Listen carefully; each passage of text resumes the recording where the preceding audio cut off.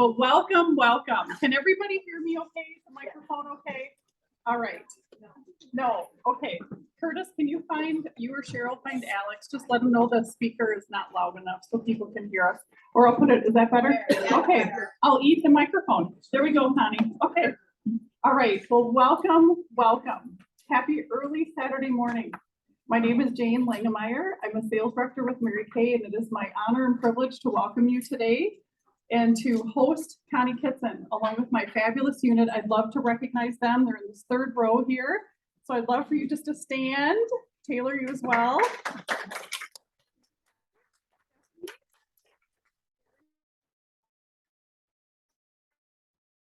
Because of their excellence, we were able to hold this Tender Power event on behalf of Mary Kay Corporate. So thank you. I appreciate each of you. Very good. All right, well, we are thrilled that you are here for this in-person, yes, in-person Central Wisconsin Quarterly. It's been, what, Cheryl, 2.5 years, maybe 3? 4 years since we've been in person. 2.5 in person, but 4 years maybe since we've been here. Okay, very good. And it is truly a highlight of my career to say that our time with Connie Kittson yesterday was absolutely precious. I don't know how else to, what a privilege. And I can't wait for you all to be in her space today to hear this faith-filled, wise woman. We are better because of you being here, so thank you. A few reminders today as we get started.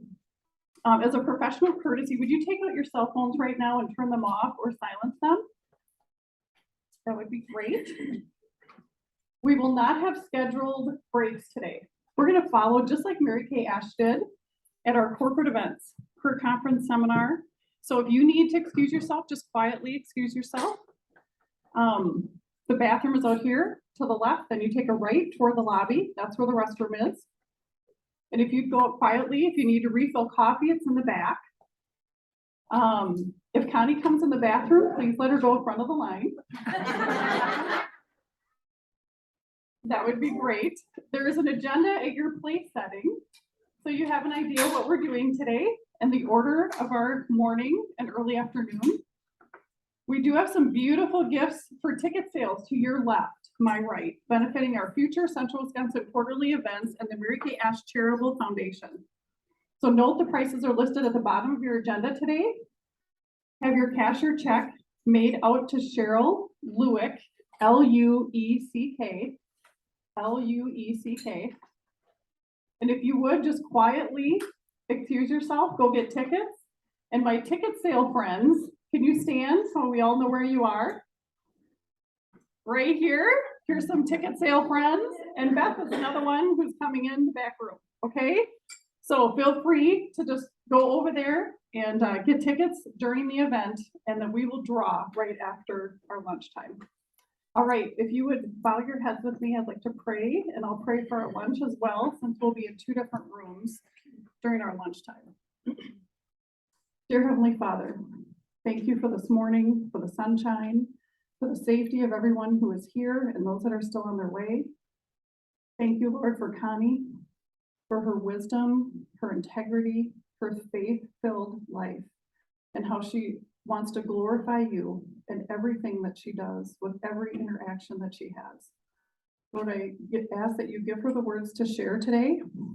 Help us be open to receive, calm our hearts, whatever's on our mind. Help us to focus on what Connie shares.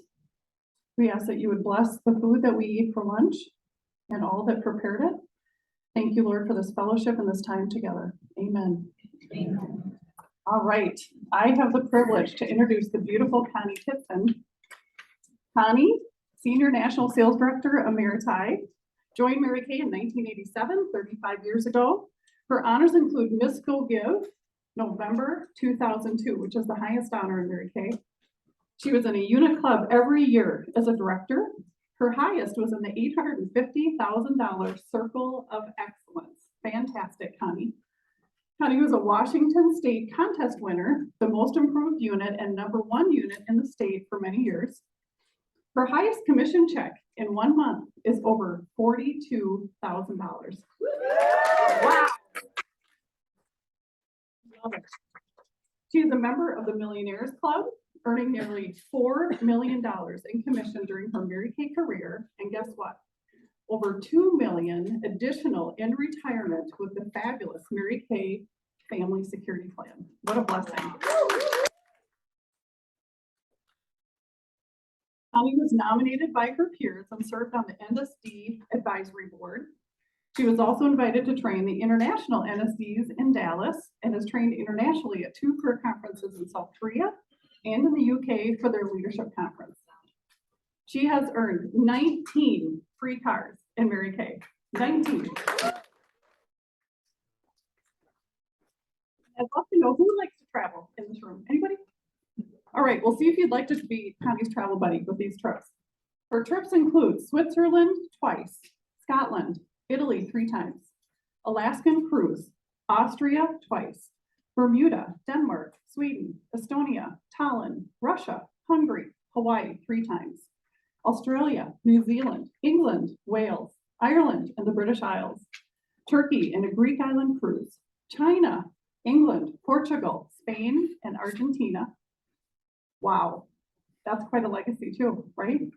Connie is so proud, one of her proudest moments, I'm sure, to be the 10th mother-daughter NSD team in the company's 54, now 59-year history, with her daughter, National Sales Director, Kristen Sharp. Isn't that wonderful?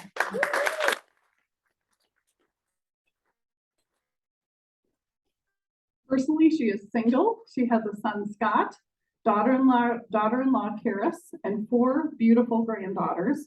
Daughter NSD Kristen, son-in-law Dr. Courtney Sharp, and her grandson Luke. Please help me welcome from Gainesville, Georgia. Please stand, Senior National Sales Director Emeriti, Connie Kittson.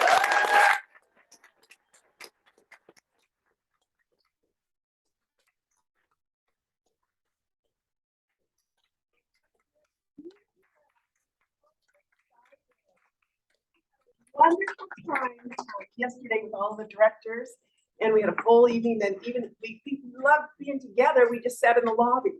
So I hope that you will enjoy today. It is so important to be face to face, eyeball to eyeball, heart to heart with people in Mary Kay, because you really see the culture of this company, and that's what we really hope for each one of you. I know some of you, this is your very first event, and I am so excited and honored to be able to be the one that's presenting today for you. I think God has plans for us, and I think sometimes he just does it. And I hope it's okay with you that I sit a little bit, because I've been on my feet a lot. So I'll just sit with you here today, and we will visit a little bit. I can put one of these down. I'll let you take one of them from me. Well, I wanted to share my, what we call an I story in Mary Kay, because it really has training inside of it, but you will really see what Mary Kay is all about. Well, after I graduated from college, I took a temporary job. Now, this was not the job of my dreams, but it was one that I thought would hold me over until I found something else. Anybody can relate? Well, I was still there 7 years later. I worked as a manager in a lighting and appliance showroom. I worked with contractors, mostly men, wore jeans, a red coat that had an electrical symbol on the back and my name on the front. It was not a very glamorous career, but I worked hard, and I was not really recognized though for the job that I had done. I worked till the day my daughter Kristen was born, and then they replaced me with 2 men. You know, sometimes we get stuck in a rut, in a routine, and at the time it seems easier to remain in that rut rather than change. Well, I stayed home. I went to the day my daughter was born. She was 10 pounds in reach. Yeah, and then I stayed home with them for 5 years until financially I really did need to go back to work. When I began my Mary Kay career, my children were 2 and 5 years old, and they had never had a babysitter except for Sunday school and preschool. So I definitely was motherhood, smotherhood. You know, I was involved in a variety of different things. You might have called me a professional volunteer. I taught Sunday school, vacation Bible school, Bluebirds, hosted Good News Club in my home for children every week. I was an advisory board president of a preschool that I actually started across the street. I was involved in Christian Women's Club. I was classroom helper in Kristen's kindergarten class and my son's preschool class, and on and on and on. I was really searching for something, but I just didn't know what. By the grace of God, I met my recruiter, who was a director in Mary Kay, and I met her on a cruise. And the only reason I got to go on that cruise is because my sister got sick, and in those days, they let you transfer to someone else. Well, Pat made me really curious about this opportunity. I was just impressed with her. She had confidence, the way she looked, the way she dressed, she was happy and friendly and really just having fun. Well, when she presented the marketing plan to me, I thought, wow, that seems wonderful. However, I didn't think the timing was right. I was very busy keeping busy, and I just didn't think I had the time that it would require. Well, smart lady that she was, she asked me a question. She said, where will you be in 5 years if you don't do this? I'd write that down. Where will you be in 5 years if you don't do this? Well, I knew the answer right away, exactly where I was. And she said, Connie, if you wait 6 months to begin, you'll have something on your plate then too. She suggested that I begin now and do with it what I could. Well, you have to understand, I had no experience with cosmetics when I joined Mary Kay. In fact, I had acne because I wasn't using these wonderful products. I didn't have professional clothes. I bought a suit on sale at a second-hand store, and I wore that suit to almost every single thing that I did. I had two bosses, a navy and a burgundy. So at your first appointment, I wore the navy. The second appointment, the burgundy. I borrowed a pair of heels from my sister. I was set. I worked really fast to get into my red jacket, so I didn't have to wear the same thing all the time. Why do I share that with you? So you don't say to yourself, I don't look like a Mary Kay beauty consultant. You see, the outside is an easy thing to change. It's really what's on the inside of a woman that counts. If someone has a need and a dream for their life, they will make a way or find a way to make it happen. You know, in the beginning, my goal was to make $50 spending money a week. Considering my circumstances, that would have made a huge difference in our lifestyle. My first week in Mary Kay, I sold $565 and I was held 3 parties. I realized early on that this business works when we do. You know, things haven't changed much, except you can make a whole lot more money today. I caught the dream of Mary Kay Cosmetics. I could see that this company was the vehicle for me to do anything I knew I wanted to do. And I knew I wanted to be a part of this company for the rest of my life. You know, a couple of years after joining Mary Kay, I unexpectedly found myself as a single parent. You know, sometimes life throws you a curveball. But I was so thankful that I had something that I could do, that I could support my young family and still allow me to be an at-home mom. I knew my reason, my emotional why, my purpose for being in Mary Kay. It was my children. You see, when you know your emotional why, when obstacles and challenges come, and they will come, you will find a way over, under, round, or through that obstacle that are in your way, because your why is bigger than any obstacle or challenge before you. Now, because I was a single parent, my children worked with me in our Mary Kay business. And as a result, right away, they felt that it was our Mary Kay family business. At first, they did really simple things like go to the babysitter and not cry.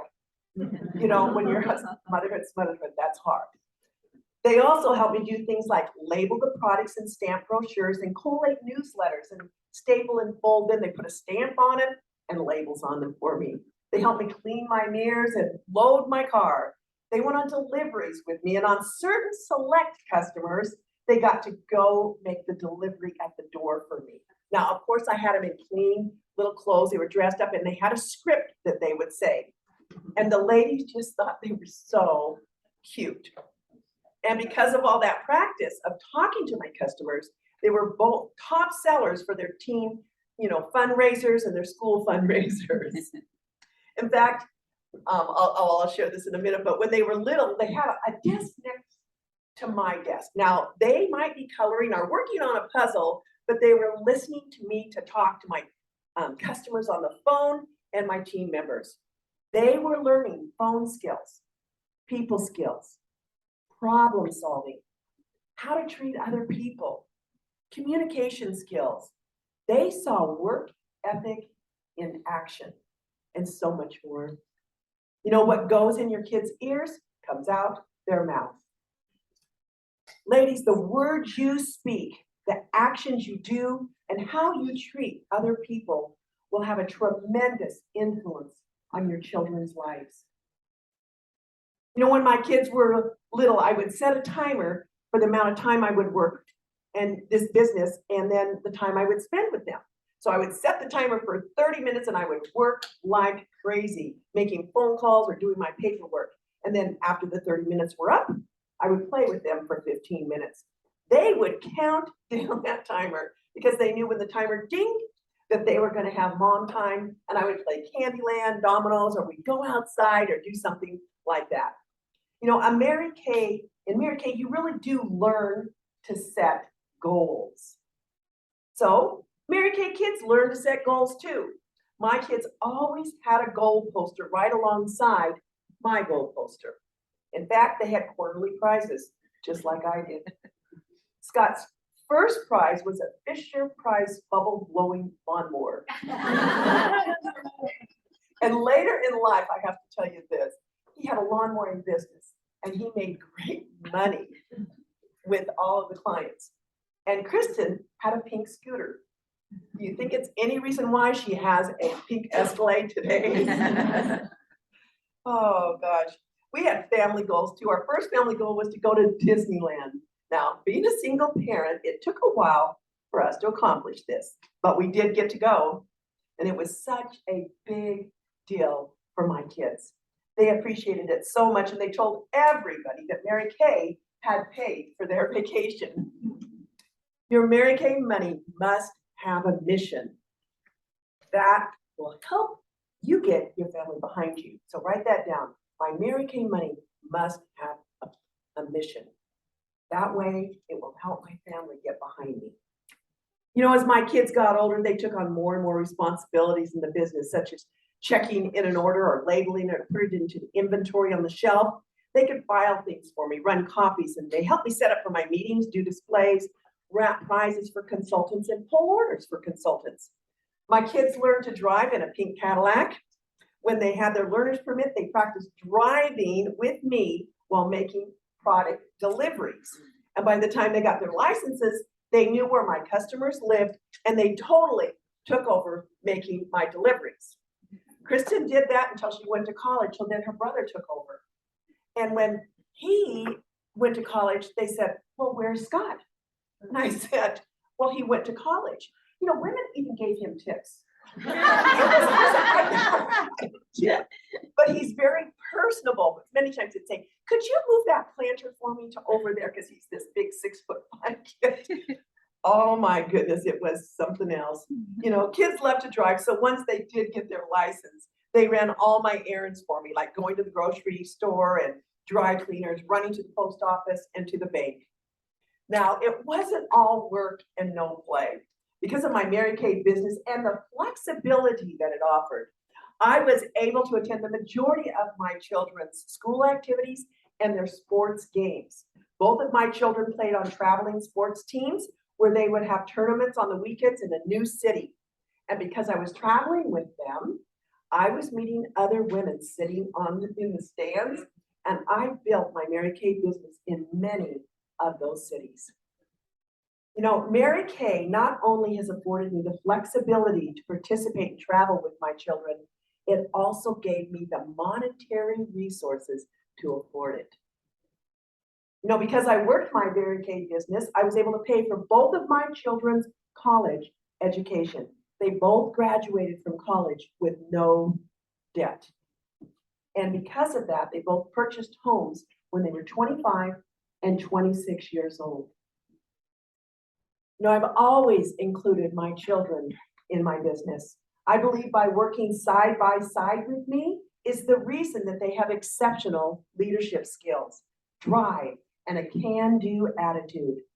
My Mary Kay business became our family business, and our business was the key to their personal growth. Your kids are watching you, and you are leading them by example. They're learning from your example, good or bad. My daughter Kristen graduated with honors from college with a double degree in business and communication, and she won numerous awards in college for her leadership skills. She moved to Atlanta 8 months after graduating from college to work for the author and speaker John C. Maxwell as a national trainer and speaker on leadership for women in the direct sales field. After 2.5 years, she called me and said she wanted to join Mary Kay. She said, "Mom, I want your life." She earned her red jacket in 2 weeks, her first car in 3 months, became a director in 4 months, earned her second car in 6 months, and her pink Cadillac 12 months from starting. She knew this business worked, but it took work. She was willing to do the work. Her first year in Mary Kay, she triple starred and has continued to do that every year, even as a national sales director. She was Queen of Sharing in the Diamond Seminar in 2012 and was a $1.1 million director and the queen of the Diamond Seminar and the number two in the national area in 2013. In 2014, her unit sold over $1,250,000 and was the number one director in the Diamond Seminar, the number one director in the nation, and the number one director in the entire world. She also finished up her national area and has joined me as a national sales director. We were the 10th mother-daughter national team in company history. Kristen said, all that she learned growing up in a Mary Kay home made the difference with her skills that she has today. My son Scott graduated from college with a communication major and a business minor. Imagine that. He moved to Atlanta area from the Washington state, and he is currently the youngest regional manager for City Electric Supply. It's a wholesale electrical company with over 650 stores on the East Coast. He is equally successful as Kristen. Both of my children have watched me work this business. They have seen me study, make phone calls, make deliveries, hold meetings, debuts, parties, interviews, train new consultants, seasoned consultants, and directors, and coach women to success. I've been a good example for them. Mary Kay allowed me to raise my children in a positive environment. They are self-confident and they have healthy self-esteem. They know that they can have, do, and be anything that they want if they're willing to work to make it happen. They know that how to set goals, and even if they don't reach them the first time, they know to keep on working. You don't fail unless you quit. What is caught is better than what is taught. You know the saying, what you are speaks more loudly than what you say. Ladies, please don't use your children as an excuse not to do this business. They are the reason to do it.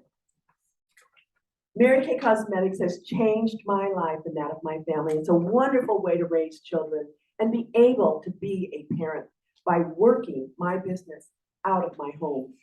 I will be forever grateful for the personal growth that I have acquired with Mary Kay.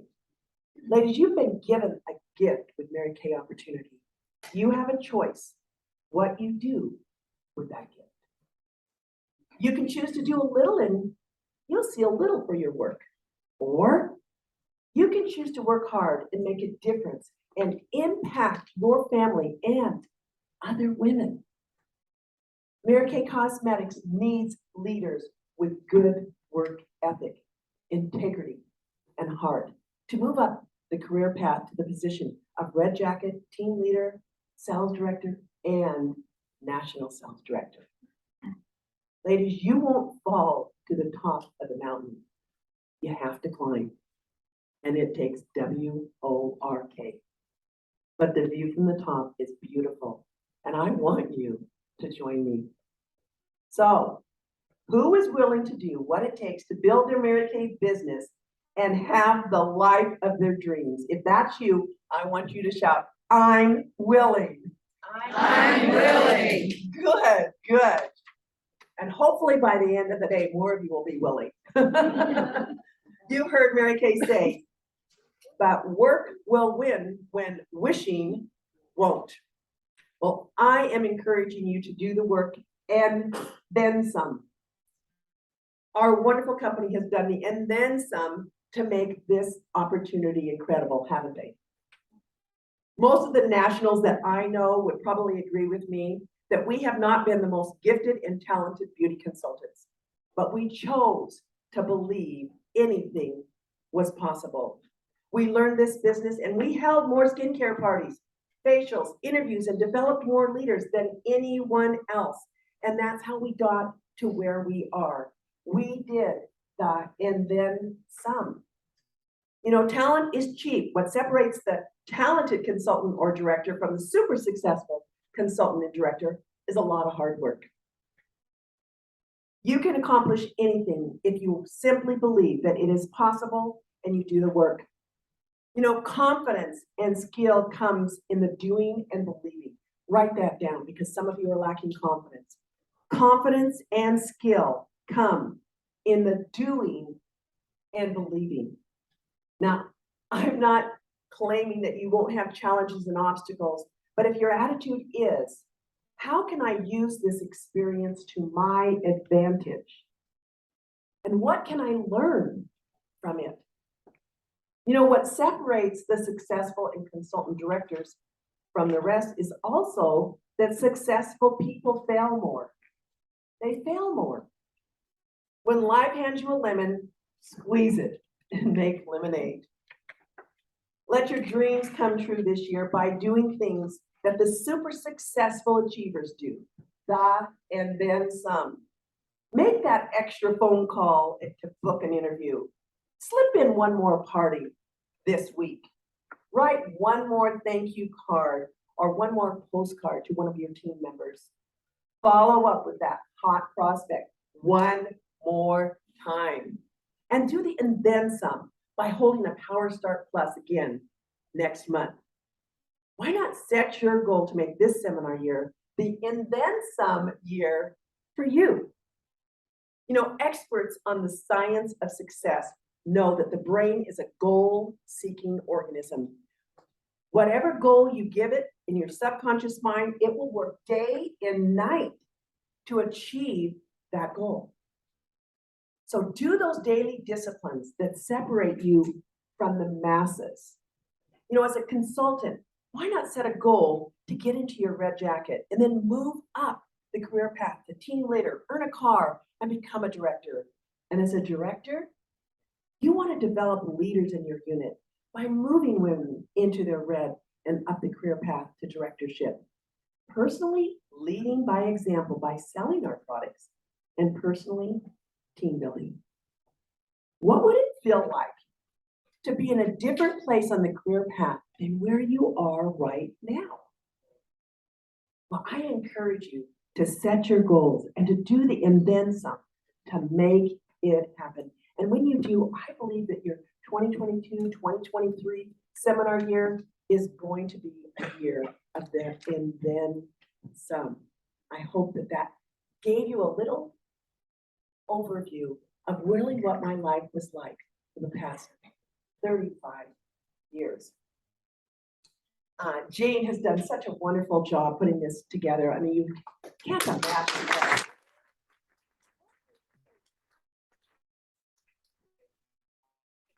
The entire time, I just knew it was going to be very successful. And it's so fun to see all of you here.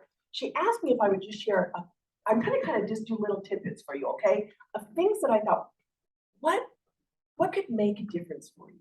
since you haven't been with me or with each other for a very long time, what would make a difference? And she said, how are people getting back in the game after being home? Isn't that kind of a challenge?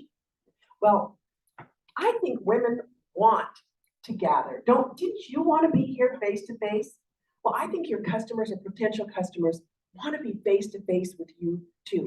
We're all tired of being home. We are human beings. We need interaction with other human beings. So I'm going to ask you to get out in the field and start holding your appointments either in their home or in your home or at another facility. You know, my daughter's home had a pipe rupture, and so she's living in my terrace level of my home. So I am like way engrossed in Mary Kay right now. You can only imagine. And it's really fun though, because we're really good friends, and it's just fun to get to still be in the zone of everything. But we hold a monthly skincare class at my house. And in order, so she can show people, because so many people have only done virtual. So she wants people to see. So she invites her guests to that one. And we sometimes have 20 people. I mean, it's wild. But in order for you as a consultant to come, you have to have a guest. So if your guest doesn't show, you don't get to go.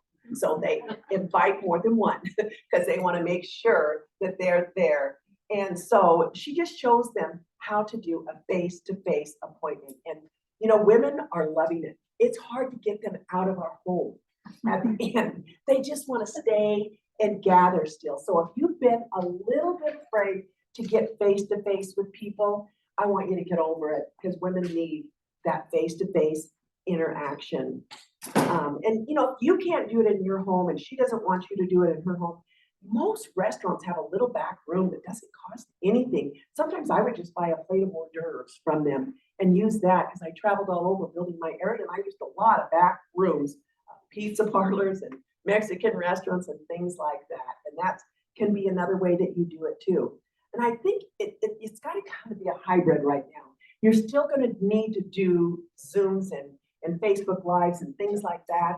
But I also think you need to be face to face with people. And I'm just going to ask you to have courage and step out and do it. And it doesn't have to be perfect. I think so many times people, well, I don't know enough yet. I have to be perfect. No, you do not. I think you're more real to them when you're not perfect. They probably think, wow, I could do that too. I mean, I think it was amazing when you use the flip chart and you read it, they'll say, oh, I can read. You know, they can do this too. So I think that's really important. One of the things I think also, and this confidence comes in the doing, but if you will just take the focus off of you and put the focus on to your guest, your customer, put it on her. Quit worrying about, do I look cute in this outfit? You know, is my skin shiny? You know, don't worry about any of that. What it's all about is the other person. If you get into them, they'll know you're into them. Be real, be approachable, listen to what the guests are saying, and then fill their needs. And I know that you will have great success. We talked a little bit, Jane and I know we all come from different backgrounds. Obviously, I had, you know, my previous career, I was wearing jeans and boots. But I'm going to share with you a little bit on etiquette, because when you get in Mary Kay, we have really neat events that you get to go to, like luncheons at career conference and seminar when you get to be a director at leadership, or you have a big banquet sometimes. And some of us came from homes that this was all taught, and some of us haven't. And one thing that I've noticed at doing this for the last 35 years is that if people just knew, they could feel more comfortable in that situation. So I am really grateful to my mother, who sent every one of it. We had 5 girls in our family and 1 boy. So all 5 girls went to this little charm school to learn etiquette, which included table manners and how to get in and out of a car gracefully, how to present ourselves to others, and many other things. And as a young girl, I really had no idea how valuable these lessons would be. I mean, really come to me in life as well as in my business.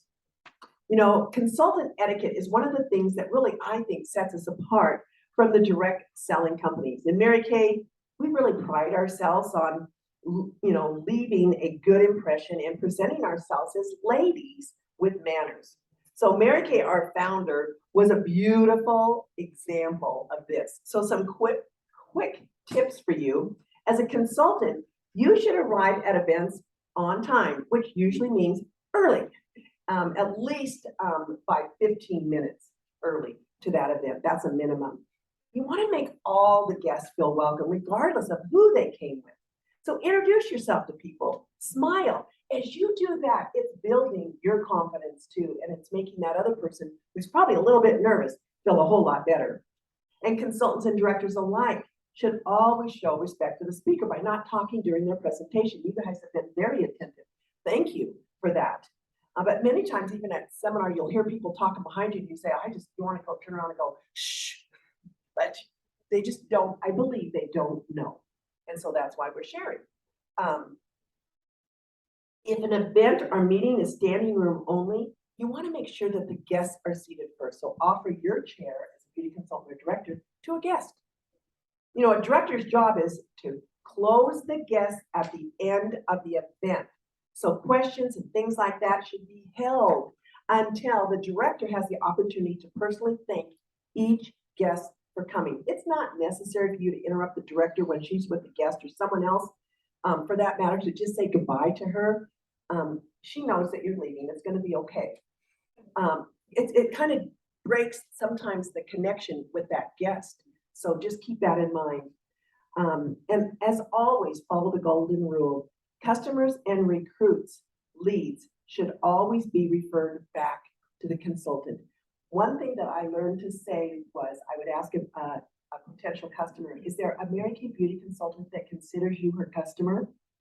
That's a really good way. You'll really get the right answer that way. Because if you say, do you have a Mary Kay beauty consultant? Oh, no, not really.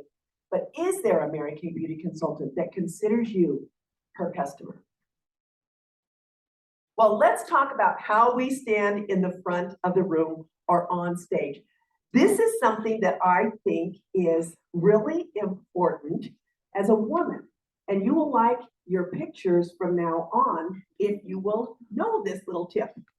Okay, there, she's going to try to keep me on Zoom. Sorry about that. No, you're good. Okay, first of all, you want your foot to be, I don't know if this is third position, but like this.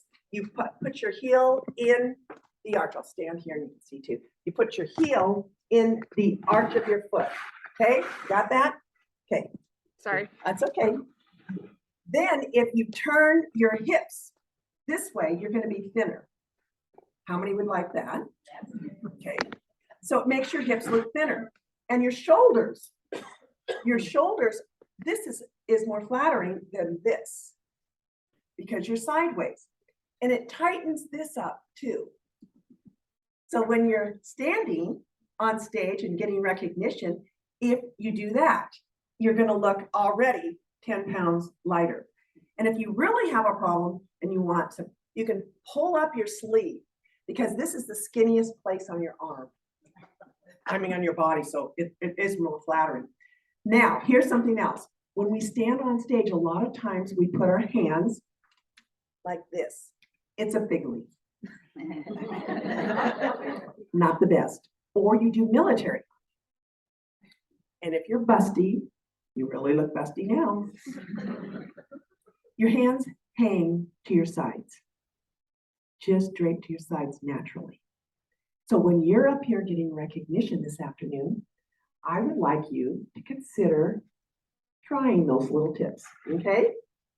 Now, one last thing is the wave. When you're on stage at seminar or when you are coming across the stage here, how you wave. Now, you wonder how those people get on that video.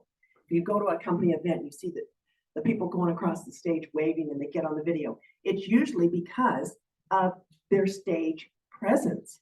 But you always want your arm when you wave to go high. If you don't, it kind of waves back at you. If you know what I mean.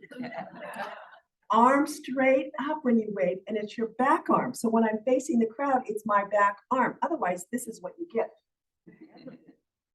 You're covering your face and they're looking at your armpit.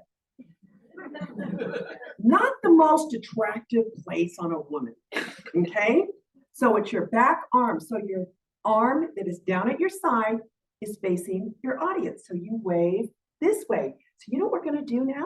I'm gonna have you stand up and practice the stance. Your foot hooks into your arch of your other foot. You're gonna twist your hips so that your shoulders are twisted and your neck is tight. Your arms are at your side. See, doesn't that feel good? And you have to, good posture is important. It's kind of like chest up and you'll have a better stance. You'll look more professional on stage. Now, we're gonna practice waving. I'm the audience, okay? And we're gonna go that way. So what arm would you have up? Yay, and we're gonna walk 5 steps this way and smile big with your teeth showing. Let me see your teeth. Walk, walk, walk. Can you walk?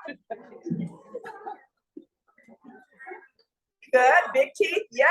Okay, turn around the other direction. How does your arm go? Good, good, good, good. Yay, see now you know. I can't tell you how many times as a national you get to give gifts on stage and people will give me a hug and they'll say, thank you for what you taught at that class. I feel so good on stage now. So that's just kind of a fun way for you to feel more comfortable. Because it is kind of nerve-wracking when you go to seminar on this great big giant stage, like it's huge, it's bigger than this room. And you're on there and you don't want to look silly because if you get on that big jumbo, screen, you really want to look good. So those are some little tips to make you feel better and more confident about what you do. And you can use this in lots of other places, maybe not the wave, but just the stance, you'll be great. We're going to move on to introductions. When you introduce one person to another, there are basically 3 rules for introductions. The first is a man is always introduced to a woman. So it'd be like, Miss White, I'd like you to meet Mr. Black. Okay? The second is a young person is always introduced to the older person, regardless of sex. So Uncle Don, this is my friend, Susie Smith. Or Mr. Jones, may I introduce you to my cousin, Steve Smith. It's best to use the name of the person first in which you want to give the most respect. Does that make sense? So when you introduce yourself, stand if you're seated and extend your hand for a handshake. Okay? And you need to smile. Now, I'm going to talk a little bit about meals because, all these meals that we have at all these events, you don't know who you could be sitting next to. It could be the president of the company. I've sat next to president, vice president, Richard Rogers, all of them. And I will tell you, I knew what I was doing, so I felt really comfortable, okay? And it gives a better image to them.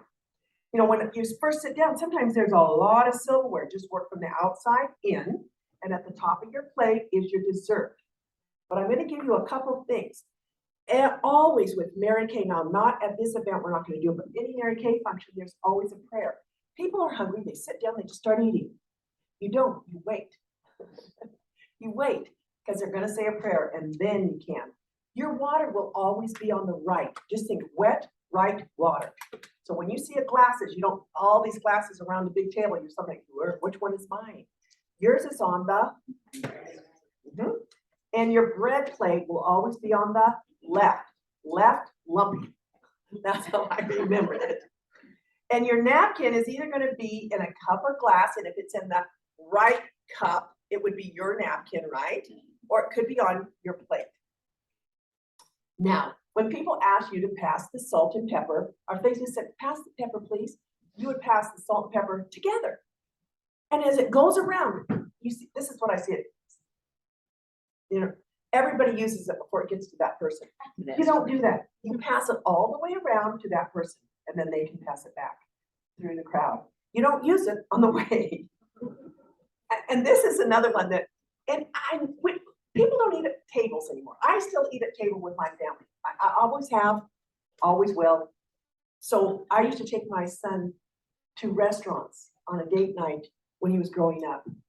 And so he knew all of these things. And when he married the woman, her dad said to me about, oh, maybe 8 months ago, I want to thank you for how you raised your son. He could not be a better husband to my daughter or a better father to my grandchildren. But he opens the door. He got to take the pink Cadillac to all the proms and stuff, and the girls just loved him. But he knows these things because I taught my kids these things. And you can teach your kids too, because as you practice as a family, you're influencing them. You're influencing them.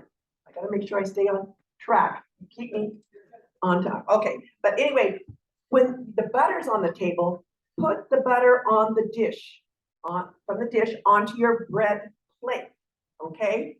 Now, you don't use your knife to cut your bread. That's kind of a really, insult to the chef.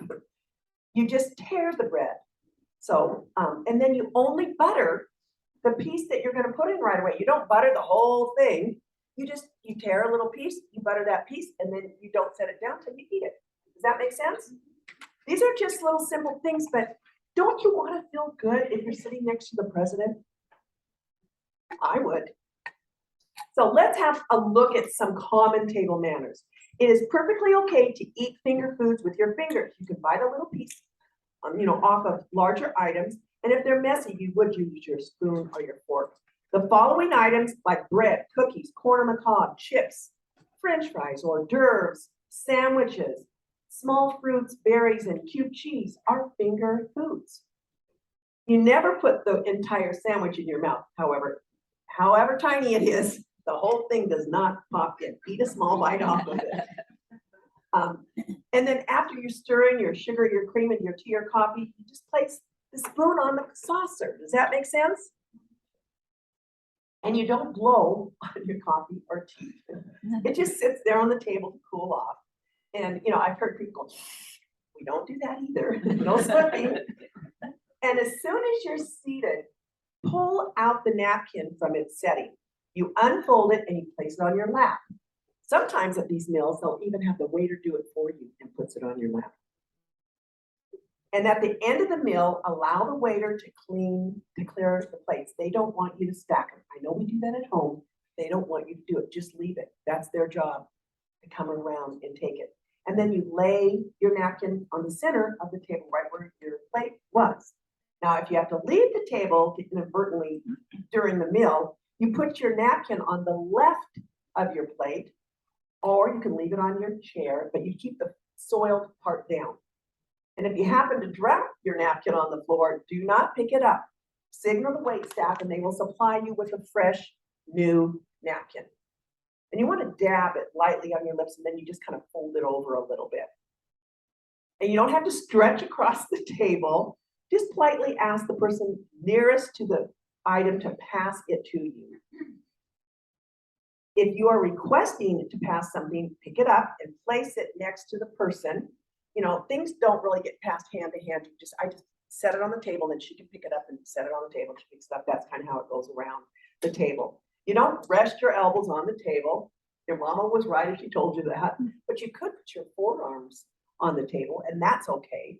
And to indicate that you finished the meal. See, the wait staff knows these things. So when your meal is done, you place your fork and your knife and your spoon horizontally on the plate, facing away from you, not this way, cross the plate. That way the wait staff knows you're done. And they don't have to ask you. They just know it's done. And that'll make a difference. To indicate that you have finished your meal, that's what we did. Okay, to eat your soup, you half fill your soup spoon and you move it away from your body to drink your soup. And when presented with a finger bowl, people don't know. I've seen people drink the finger bowl. They didn't know.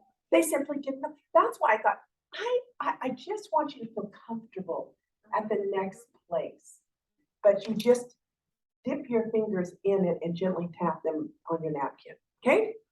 Okay, that's all the rules. But I think if you practice these at home, they'll become natural and your children will have this ready to go.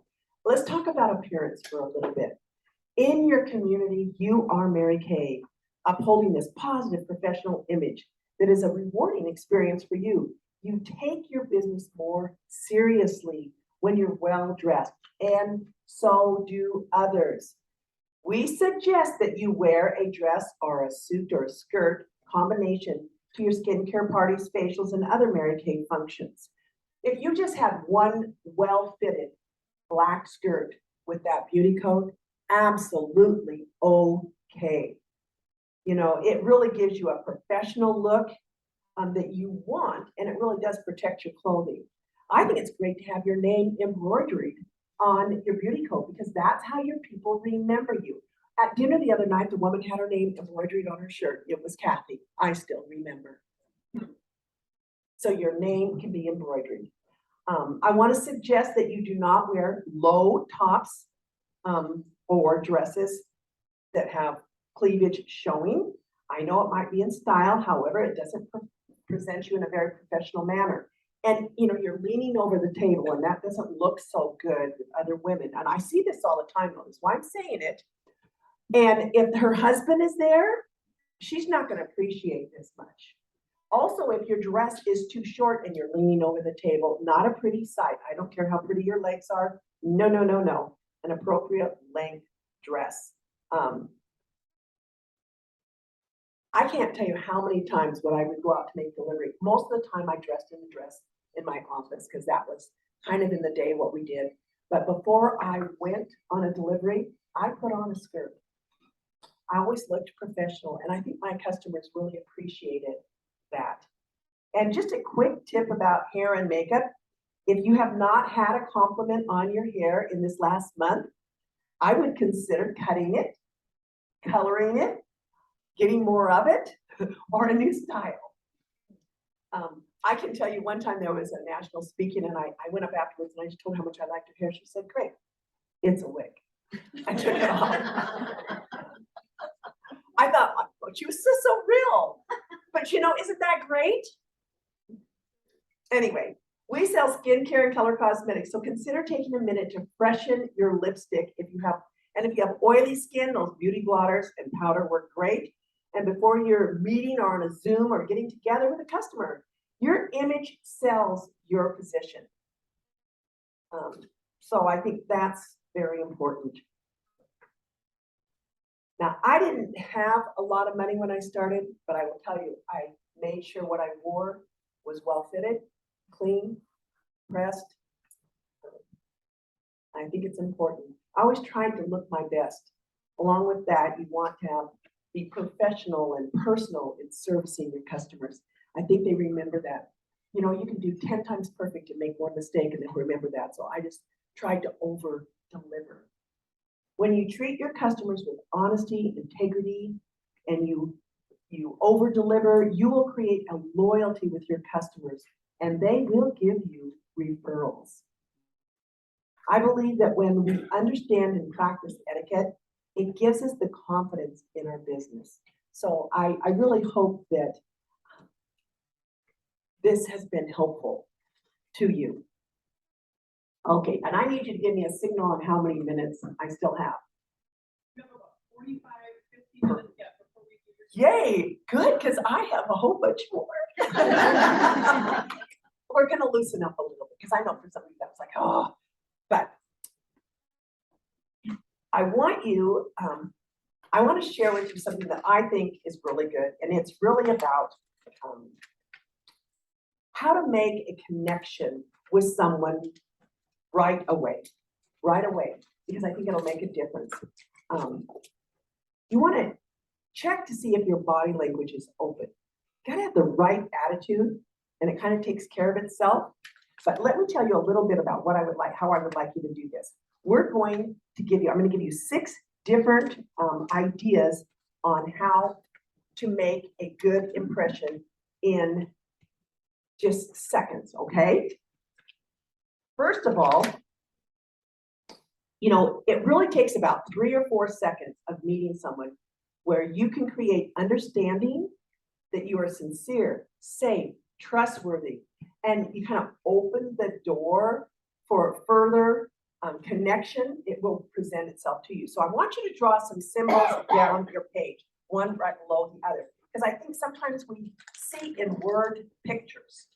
First, I want you to draw at the top of your page a heart. And right below the heart, I want you to draw like an eye. You put eyelashes on it, whatever you want. Okay, right below the heart is an eye. Then I want you to draw a smile, and I want you to draw a smile with teeth showing.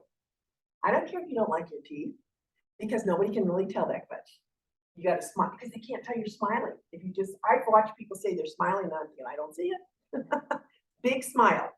And then I want you to say, hi, I'm, or you can say hello, I'm, in your first name, last name.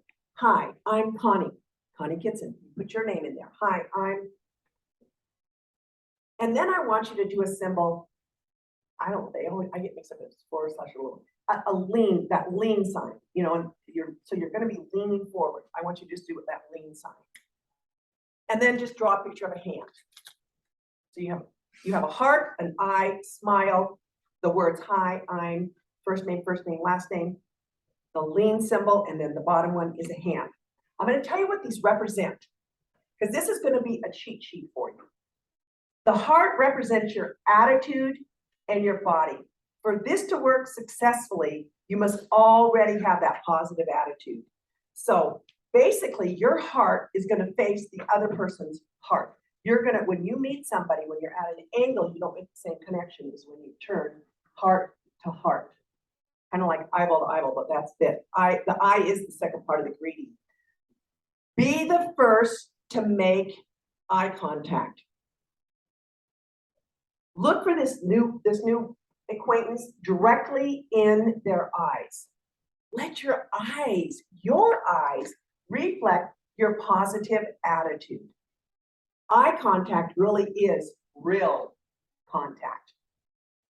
Sometimes you might have to get used to looking people in the eye. You know, if you're watching TV, try to study people's eyes as much as possible. Do the same every time you meet a person. Look him or her straight in their eyes. The next part of the greeting is the smile. This is kind of closely related to eye contact. You want to be the first to smile. Let your smile reflect your attitude.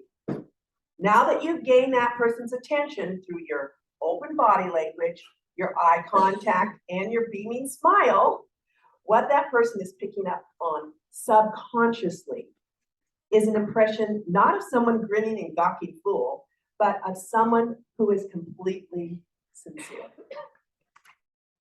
So, hi, whether it's hi or hello, say it with a pleasing tonality and attach your name to it. Hi, I'm Connie, Connie Kittson. How many times does someone introduce themselves to you and you don't remember their name? Because you can't hear it sometimes. And so while you repeat your first name, then your last name. As with the smile and on eye contact, be the first to identify yourself. You know, sometimes when I do this and I shake a person's hand and I say, hi, I'm Connie Kittson, and they just smile at me, they don't say anything, and I have to say, and you are? Because they're just so surprised that someone's looking them in the eye and greeting them. They don't know what to say. It's so unusual. And the next thing is a lean. It's just kind of, it's barely visible. It's kind of a forward tilt. It just indicates that you're interested and your openness, that you kind of want to begin to match the person that you've met. It's just I'll demo it in a minute. But the handshake, I want to talk about the handshake. I have felt some really wimpy handshakes. Kind of like a wet noodle. You know what I mean? A handshake should be firm and respectful. Kind of like you're ringing a bell for room service. I like to tuck my other hand underneath it, not on top, because I feel like that pushes them down. It's like a hand hug. I put my other hand underneath. And so we're going to practice all of this, but I really think it's important that we get this down. I'm going to encourage you to practice this so it will become perfectly natural. So let's talk about how you shake hands. Men do this all the time. Women don't.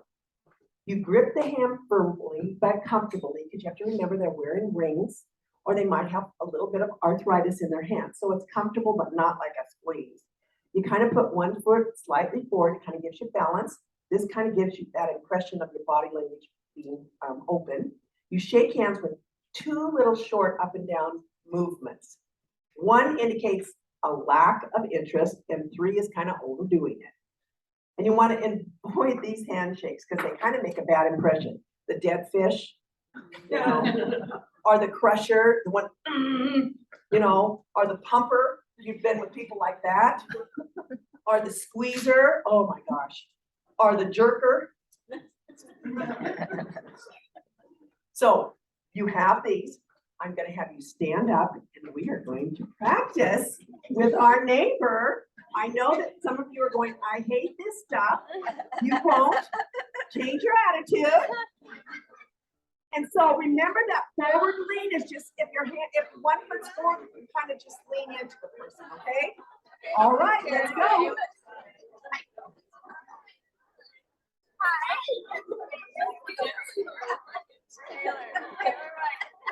And if someone didn't get a person, turn around and find someone that didn't get it. Oh, well,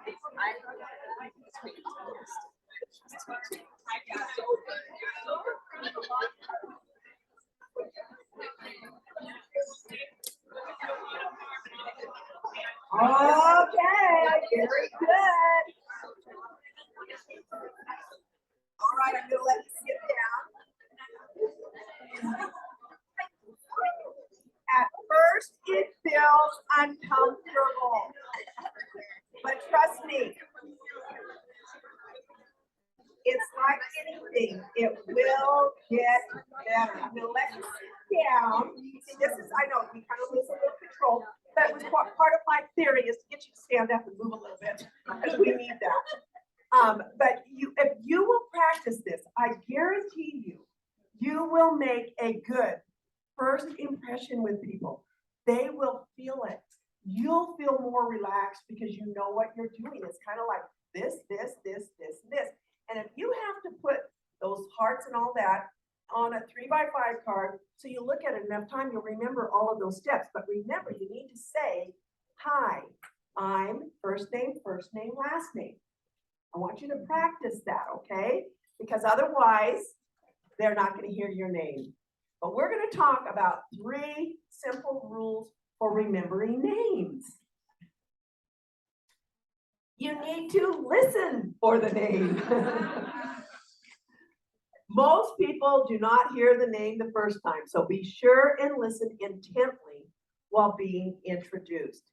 And then second thing you do is repeat the name. By repeating the name, you impress it on your memory.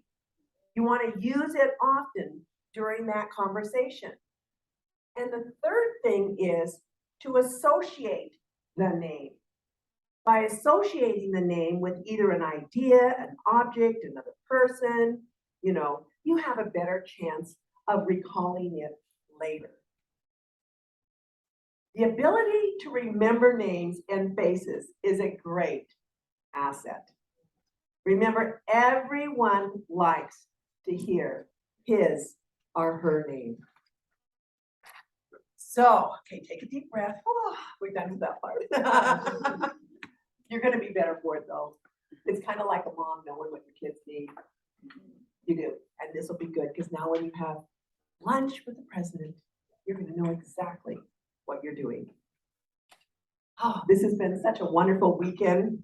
I really want to thank each one of you for coming because I know that some of you left kids crying at home. I know some of you left a husband who was like, oh, you're leaving. We all had things to get here. Some of you drove 3 hours this morning and you got up at the crack of dawn. Thank you. Thank you for coming because I know it'll make a difference for you. Because you're here. When you show up, you go up. You do. You do. You have everything you need, I believe, when you leave today to go home and have your best year ever. And really, I want to thank again all the directors for what they've done, sitting out there. Let's give them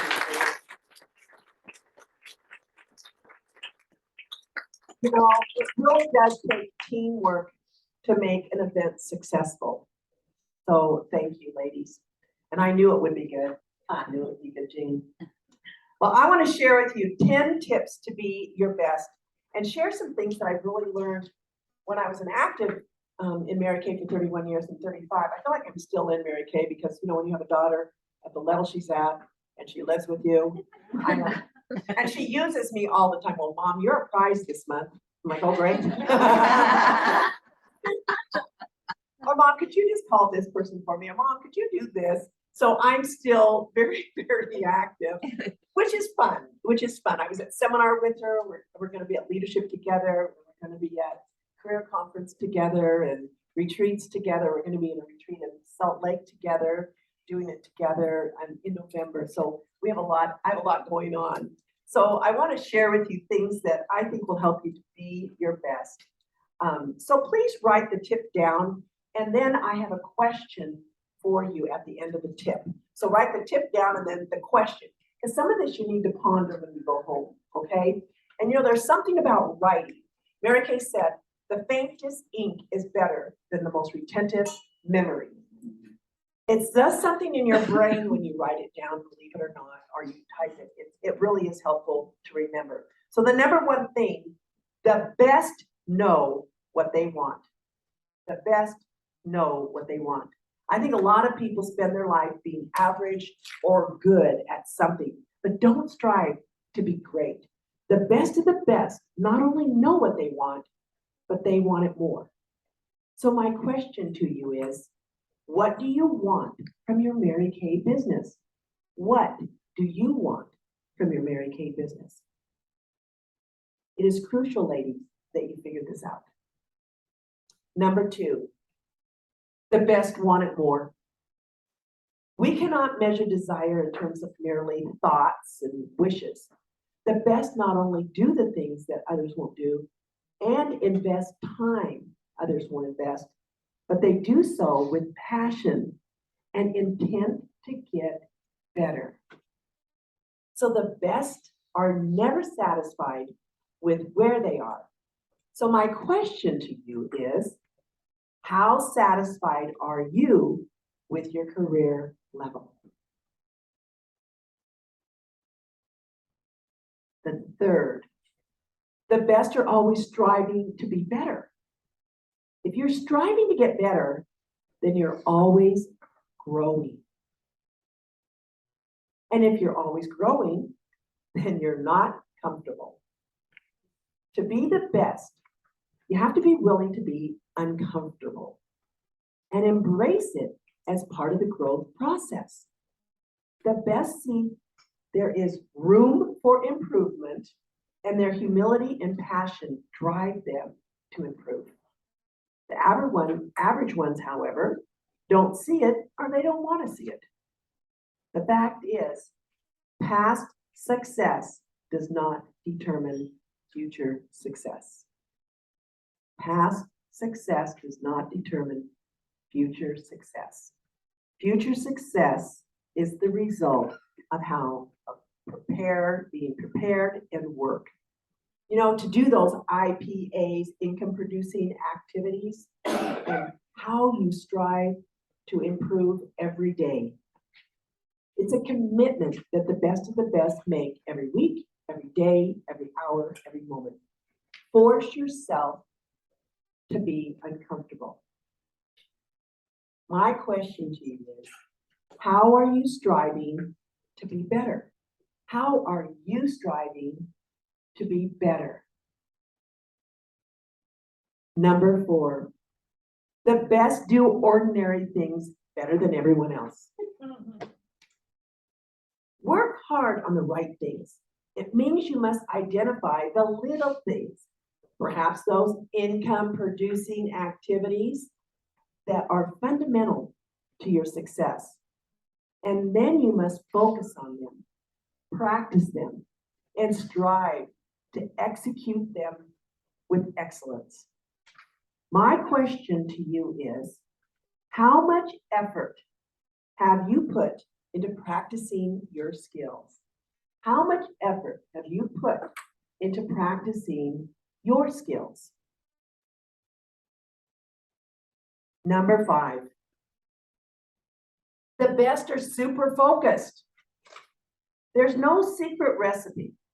If you incrementally improve each day, each week, each month, by the end of the year, you'll see remarkable results and growth. When you are super focused on the process, the outcome takes care of itself.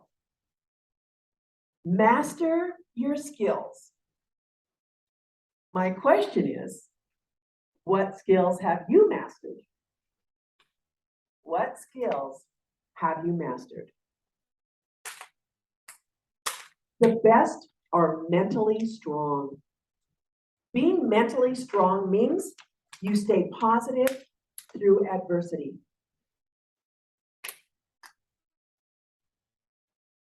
It means you are resilient when facing pressure, challenges, and change, because change does happen. We're aware of that, aren't we? Weed and feed, weed and feed. Each day you need to weed out negativity and feed in possibilities and positivity. You need to weed out self-doubt and negative talk and feed in positive thoughts, memories, and visuals. Question: how mentally strong are you?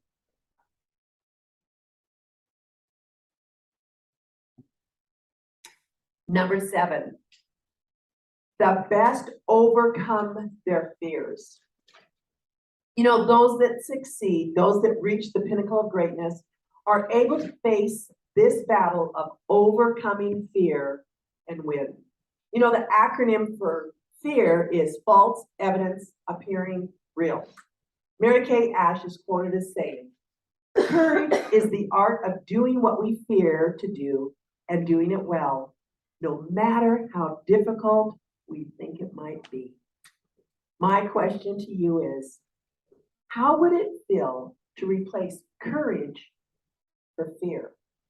How would it feel to replace courage for fear? Number 8, the best seize the moment. When the best are in the midst of reaching their goals, they are not thinking, what if I reach it? Or what if I don't? They are not interested in what the moment produces, but they are only concerned with what they produce in the moment.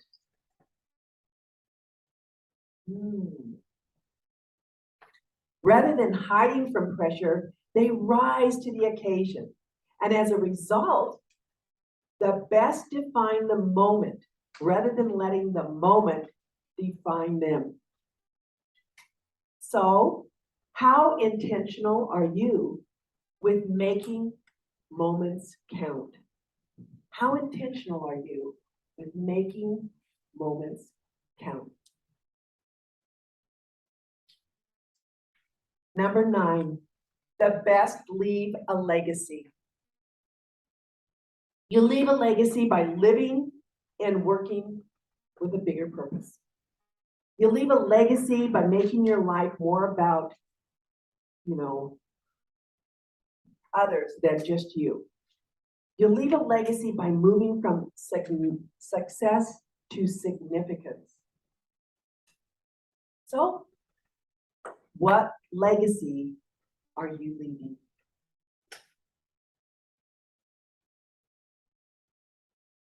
And number 10, the best make everyone around them better. The best make everyone around them better. The point is to strive to be your best and inspire others to be their best, because it's in the striving where you find greatness, not in the outcome. Well, ladies, there are your 10 tips to be your best. Now, I just want to have a chance to kind of share with you some lessons that I've learned in my 31 years. Again, when I began my business in 1987, my kids were 2 and 5, and I wasn't in a good marriage, and my self-esteem had really sunk to a really, really low point. Mary Kay was a life ring for me. And I know that there's other women out there that this could be a life ring for them too. We just have to be open enough to share it with them. We have to care enough about other people to get out of our own way and share the opportunity with them. You may know someone like me who could use a life ring. Just please toss them this opportunity. You know, Mary Kay friends are like family. You really do create lifelong friendships. You know, I love the marketing plan because I saw that it could make a big difference for my family financially. And it can for you too.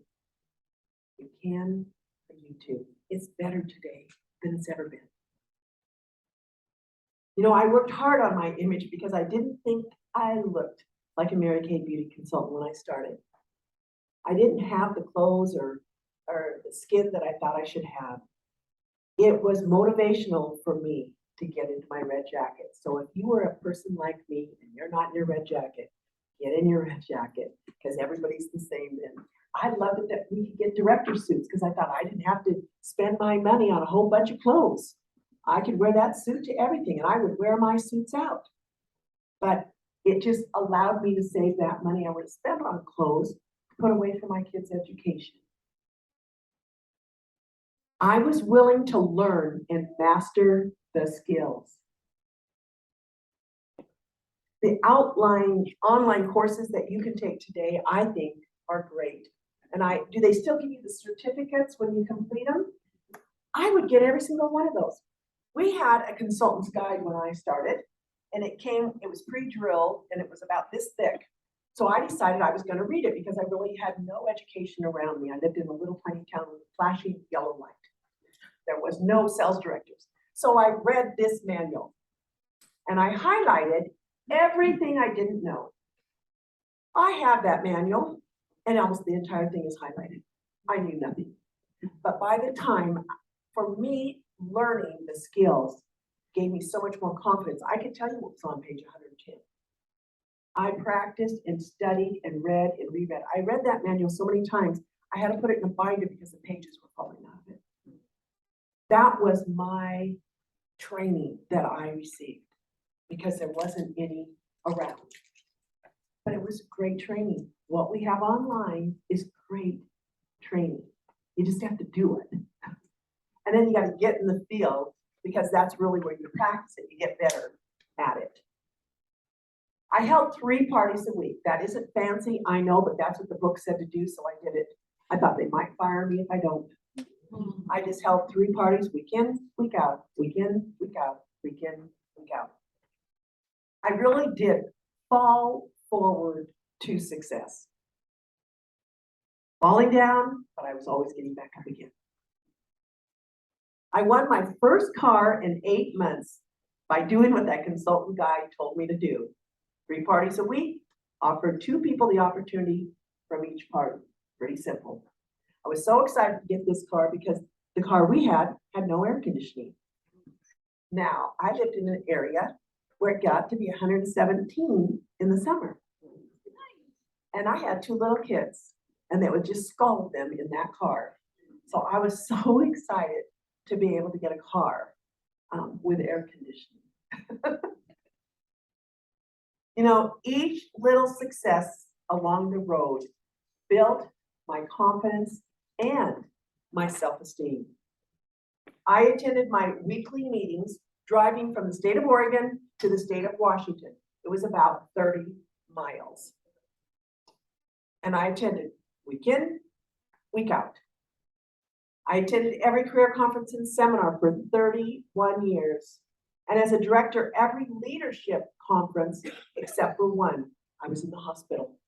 But other than that, I never missed one. I believe attending those events is a big key to my success. Those that show up. Did I always have the money in the bank in those early years? No. But I held parties to pay for it. My first seminar, I didn't have enough. I did a party the night before I left to get the money because I had paid for the airline ticket, I had paid for the hotel ticket, I had paid for the registration, and I just didn't have enough money yet to pay for the food. So my party wasn't that successful the night before. So I brought canned goods in my suitcase and a can opener. And Mary Kay did that. She brought cheese and crackers, so I thought, why not me? And I did. Now that was the years before they had wheels on the suitcase. But to this day, as a national sales director, I would give my consultants like goodie bags with food because I thought there's probably somebody else here like me. And I would bring cases of water and put water in there and granola bars and healthy things for them to eat in case they were like me. But I'm just being really authentic with you that that's how it was. But I didn't let it be an excuse. I did it anyway. I did it anyway. Oh, so those were the days. This business is fun when you master your skills. It really is. It's fun. You know, I think another key to my success is I took advice from people who were where I wanted to be. Now, lots of people are going to give you advice, but look at their life and decide if you would change places with them.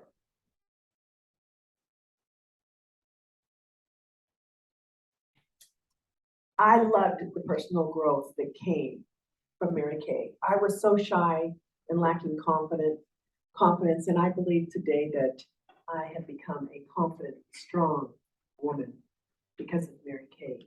And I believe I raised a strong daughter because of the example I was for her.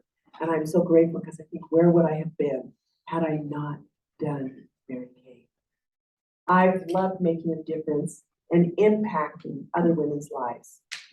So whose life would you like to make an impact on? Whose life would you like to make an impact on? This Mary Kay business has impacted my children's lives as well. Raising them in a Mary Kay home where they could watch me work gave them both great work ethic. It made a difference. You know, when Kristen went away to college, she said, "Mom, you won't believe this.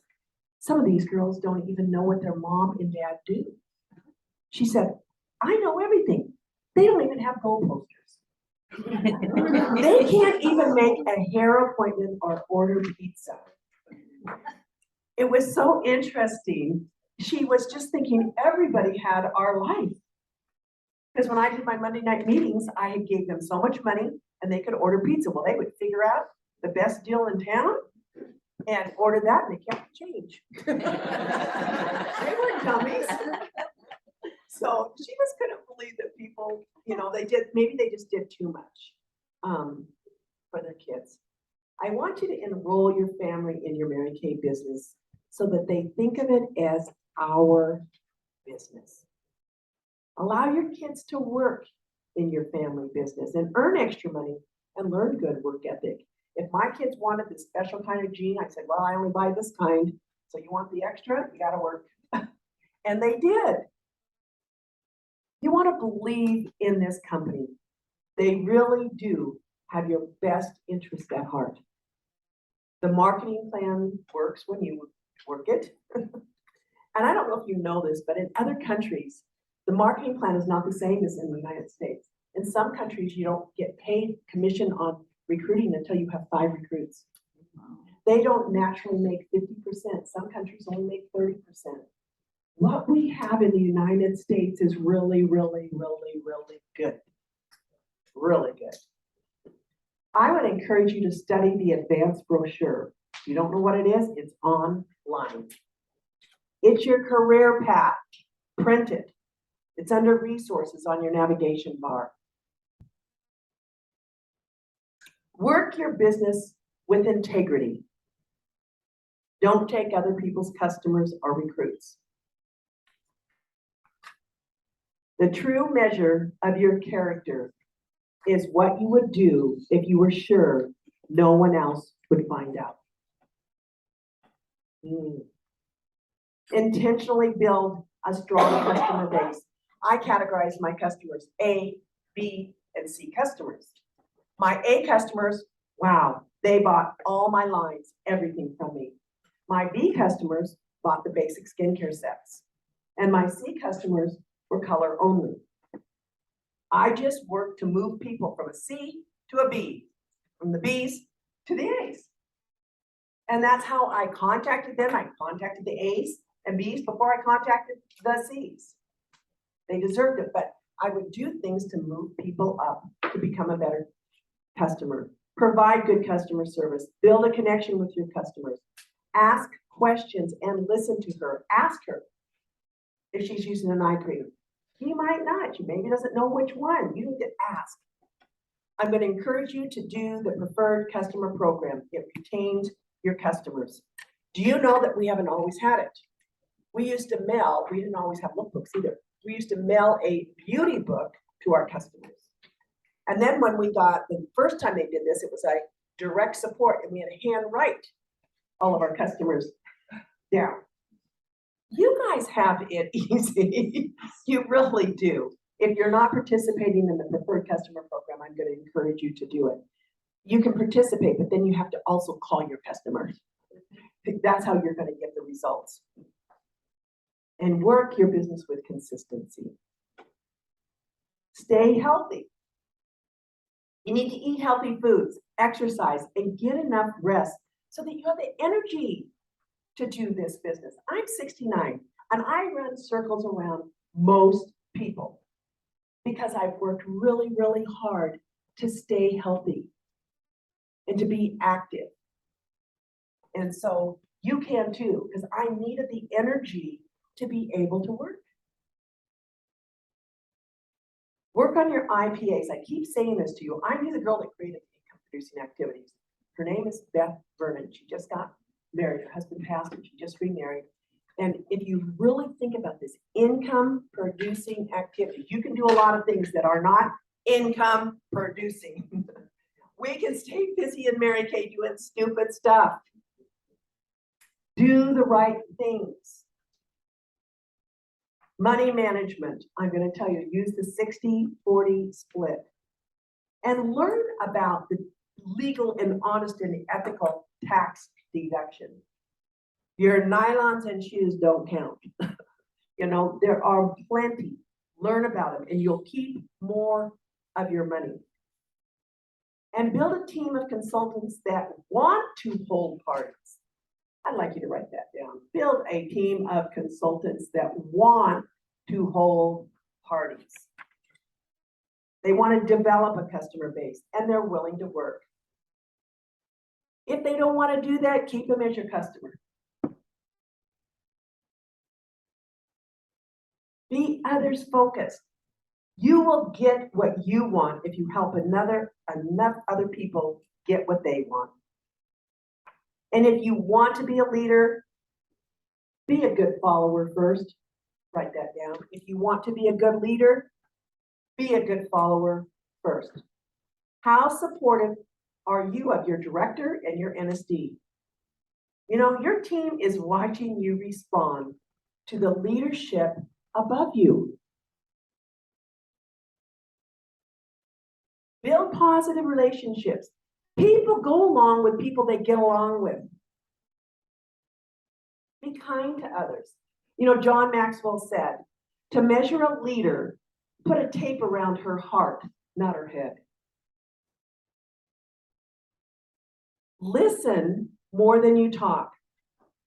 God gave us 2 ears and 1 mouth. Work with excellence. Your team will follow you when they see you perform on the highest level of which you're capable of. Rely on discipline, not emotion. Rely on discipline, not emotion. Make adding value to others your goal. Mary Kay was a beautiful example of this. She helped women to live better lives and to reach their potential. I think that's why we still all love her today. And love your team and your sister consultants. They will be there for you when you need them. People don't care how much you know until they know how much you care. I would encourage you to take God as your business partner. He will guide you step by step by step. And run your business by the golden rule. Do unto others as you would have them do unto you. God has given us each a unique set of strengths. Learn to run with yours. Don't compare yourself to other people. God made you uniquely you. Now, some of you are driven and nothing is going to keep you from your goals. That's your strength. Some of you are very outgoing, and a stranger is just someone you haven't met yet. You love a big crowd. The more the merrier. That's your strength. Now, some of you are a bit more quieter and are really better listeners than talkers. You build strong relationships with people. That's your strength. Or maybe you're very detailed and an organized person. Your skincare party is done the exact same way every single time. And you're an expert on product knowledge and you know all the rules for moving up the career path. That's your strength. You know, I've been retired from Mary Kay for a little over 3 years now. And it was a wonderful career for me as well as my family. And I have absolutely no regrets. The personal growth has been life-changing. The friendships I have are priceless. I have people all over the world. I have a friend from England coming over. I do a Bible study with a friend in Canada. I mean, I have people everywhere. And I love that. The financial rewards have given me the security to know that I can take care of myself and I can support my church. I have an orphanage in Uganda, Africa that I've been supporting for 15 years, and I support 3 kids. They're for every single thing that they need. And I think that's going to have a missionary in China that I support. I have a missionary in also in Uganda. I support my 5 grandchildren in Christian preschools and first grade. My grandson's in first grade because I want them to be influenced by the right people and the right things. I made a lot of money, but money has not ever been my love. It is the people. And the people I can make a difference in their life and help is what Mary Kay gave me. And I'm so grateful that I am really blessed beyond measure. Well, now is the time for you to run with this opportunity to build a strong Mary Kay business. Earn your car, become a sales director or a senior director or a national sales director. But again, this business works when you work. You've got what it takes. So take this business as far as you're willing to go. As far as you're willing to go, because it will make a difference for you. How am I doing on time? 10 minutes? Okay. Well, I'm going to do one short exercise for you then. And then I'm going to be giving away some jewelry to some people. I brought jewelry with me for people that team built. And so we're going to give that away. But I want to give one thing because I had quite a few people ask me yesterday if I would share this with you all today. So I thought, okay, I think I will. And it's about your thought process, okay? It's about what's up here. 85% of this business is how we think. 15% is skill, because you got all the skill in the world, but if you have stinking thinking, you're gonna crash and burn. So when you're in difficult times and you're tempted to get down, or you miss a goal, don't dwell on the negatives and replay them over and over again. All the reasons why things won't work or how it's impossible your situation is. You kind of have to stop that chatter in your head, that negative self-talk. Instead, I want you to start playing over and over in your mind all the great things that have happened to you, how your life has been blessed.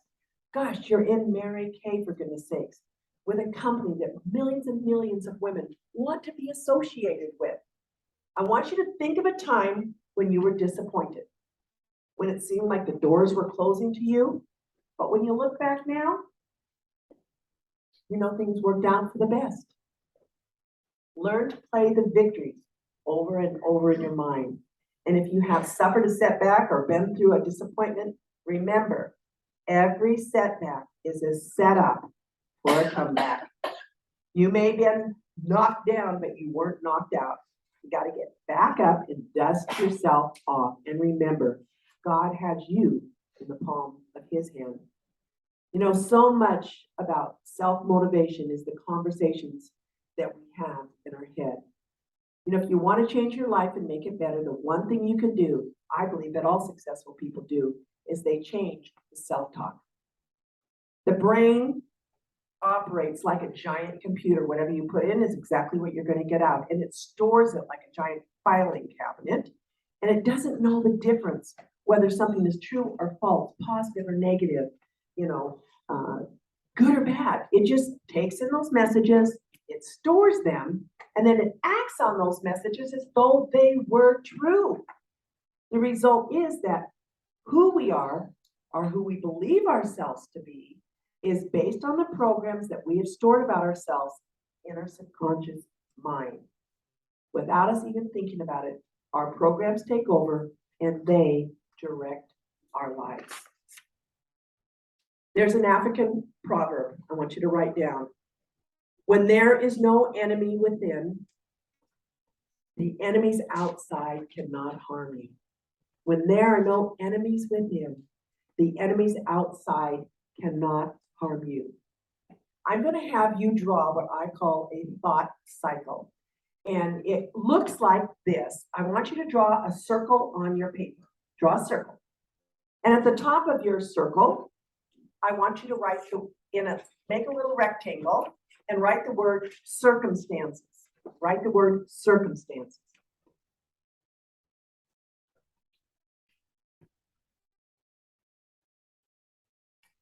Its circumstances stands for a situation or a challenge or a goal or whatever else, does to cause you to think a certain way.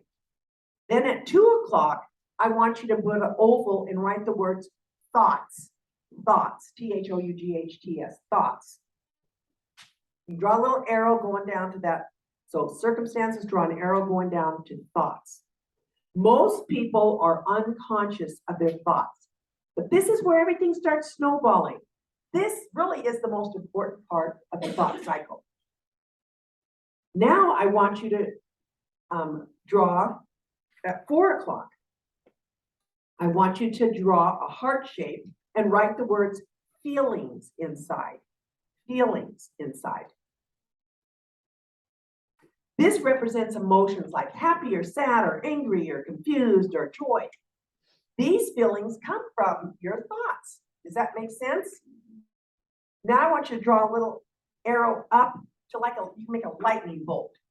And I want you to write actions on that lightning bolt. This represents the motivation from your feelings to take action. Now, finally, at 10 o'clock, I want you to make a triangle and write the words result on the inside. Your results will always be evidence of your thoughts, which drive your feelings, which create the action or inaction to create your results. I think this is a good word picture to consider when you catch yourself thinking thoughts that don't serve you. What would happen if you said to yourself, this thought is not serving me? What would be a better thought at this moment? How you think will make a huge difference in your career. And I know that sometimes we're in an environment that isn't positive. And it's hard to get out. But if you start reading things that can help you, feed your mind, will help you.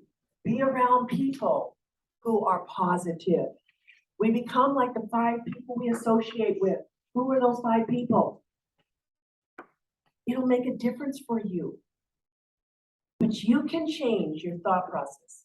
And if you'll do the work, what you want from this business will be there. The marketing plan is not play favorites. If you do the work, it will happen. How great is that? I love being in a company that said, if you do this, you get this, you get this. You do this, you get this.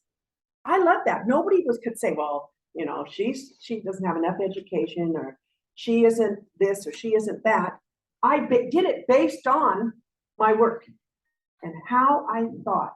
Your thinking is very, very important. You will influence people. You will make a difference in the lives of others. You really will. Thank you so much for letting me share with you.